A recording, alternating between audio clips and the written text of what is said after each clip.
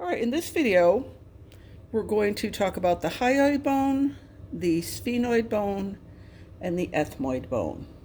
Okay, and again, I'm going to zoom in here so we can get a better look at these bones. We're going to start with the hyoid bone. So this is our hyoid bone. It's a horseshoe-shaped bone.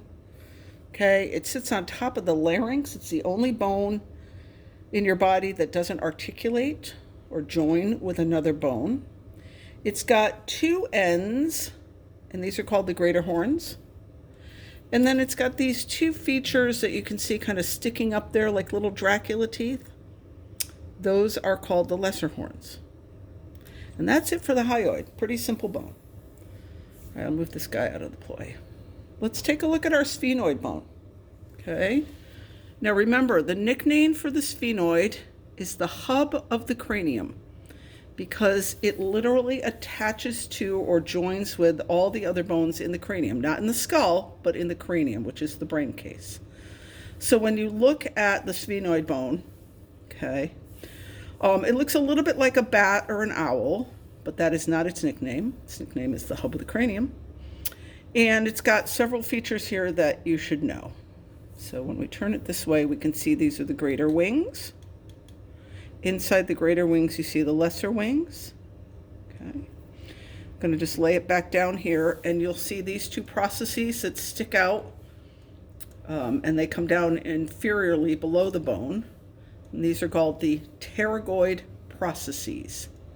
Okay, we'll learn some muscles that attach to these, whose names are the pterygoids. And then you'll see this feature on the top of the sphenoid, right here. So this is called the sella turcica, or the Turk's saddle, okay? And remember that this is the area that the pituitary gland is kind of hanging into. The pituitary gland kind of hangs down from the base of your brain on a little stalk, and so it kind of sits in this area so that it's protected. And that's our sphenoid, okay? All right. And then let's take a look at our ethmoid bone. Okay, so remember the ethmoid bone is a bone that's kind of cube-shaped, okay? And we've got some features on here that we need to know. Let's see if I can zoom in a little bit better on this. All right, move it over here to the middle of the video. So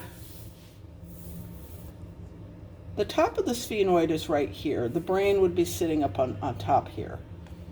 And here we see the cribriform plate right here with what we call the olfactory foramina. So you can see a bunch of tiny little holes in that cribriform plate.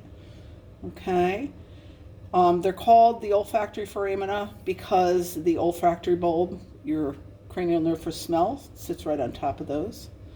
If we turn this bone sideways, all right, you're going to see a little feature right here sticking up, okay, and that is the crista galli, okay. That is an anchoring point for the meninges of the brain, all right. And then if we look at it this way, this is hard to see, but there's a flat plate right here in the center called the perpendicular plate, and this actually hangs down into your nasal cavity. So those are the features on the ethmoid bone.